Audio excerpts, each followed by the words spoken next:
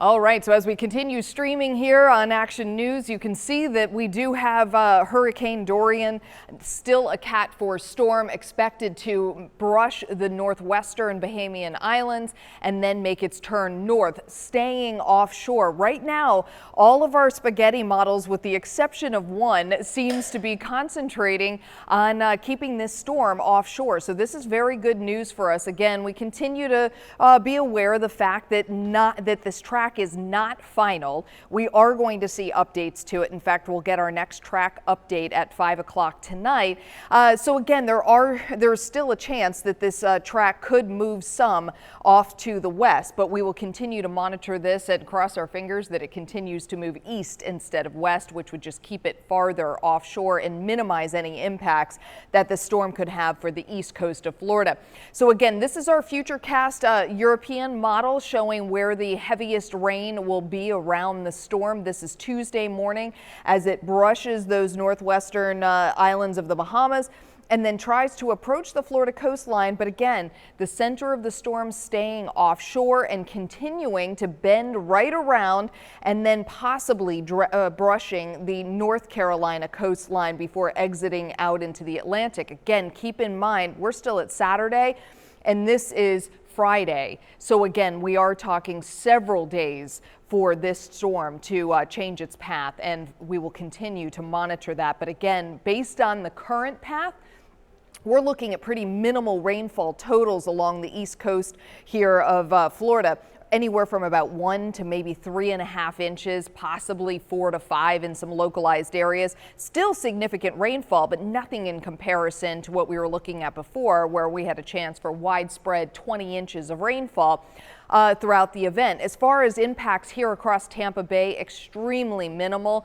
It may actually help to pull moisture out of the area, where we'll have a typical summertime pattern with some afternoon showers and storms over the next several days. But the rain amounts and the rain coverage may actually come down as a result of the system pulling even farther off to the east. As we're looking at the probability of tropical storm force winds, again, this is also starting to pull away from the coastline, away from the east coast of Florida, and continues to minimize the impact here across Tampa Bay. We're looking at a breezy day possibly on Tuesday and on Wednesday. This storm's peak wind seems to now be in northeast Florida because of it getting a little bit closer to the coastline as it makes that bend off to the northeast. But again, we're only looking at tropical storm force wind gusts instead of Cat 1, Cat 2 hurricane force winds. We continue to monitor Dorian. I also wanted you to know we've got another system that has a slim chance of developing into another named or numbered system. However, this one is going to be headed off to the west, away from Florida and away from the U.S. It could have some impacts on Mexico, so if you're traveling in that direction, I would watch for that, either the Yucatan Peninsula or the mainland of Mexico. So again, otherwise we look across the Atlantic and we're not seeing anything developing that would affect the U.S. in the days ahead. This next batch of storms coming off of the coast of Africa are going to turn north and stay out in the Atlantic. So again, no threat to our weather.